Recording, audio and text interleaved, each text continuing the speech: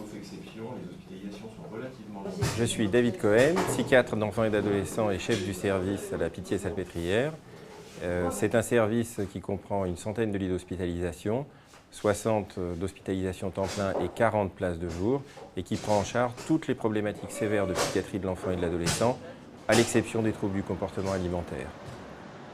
Il y a également 2 unités extra-hospitalières en ambulatoire, un centre médico-psychologique et une unité mère-bébé parentalité qui prend en charge les troubles graves de la parentalité et les troubles sévères du développement précoce du bébé. Très bien, Boudou. Boudou, on est quel jour?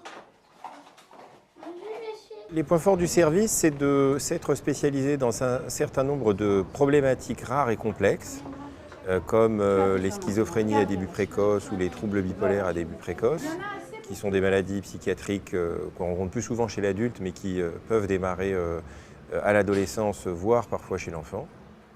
C'est également de s'être spécialisé dans les problématiques développementales complexes et qui impliquent des difficultés à la fois d'apprentissage, de comportement, voire des troubles globaux de développement comme l'autisme ou les troubles dysharmoniques, et pour lequel le service peut utiliser à la fois son dispositif qui est important d'évaluation multidisciplinaire, mais également de thérapeutique, puisqu'on fait aussi bien entendu aussi des prises en charge.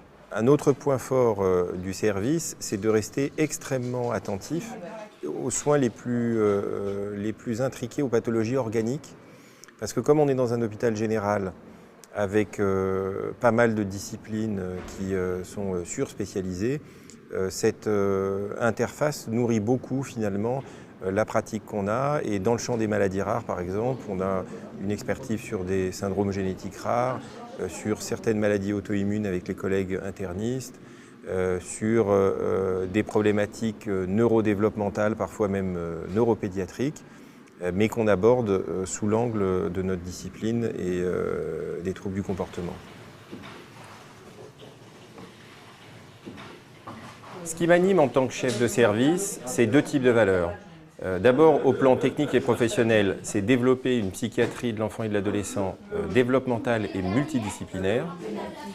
Le second type de valeurs, ce sont des valeurs humaines et humanistes, puisque la psychiatrie de l'enfant et de l'adolescent et le service en particulier recrutent des situations qui sont parfois des situations de vie extrêmement difficiles, et il est important que l'ensemble des collaborateurs, et bien sûr moi-même, on ait une implication extrêmement déterminée dans l'accompagnement de ces situations, dans l'absence de discrimination à l'entrée, comme on voit trop souvent, en particulier dans les systèmes de santé où il n'y a pas la gratuité des soins.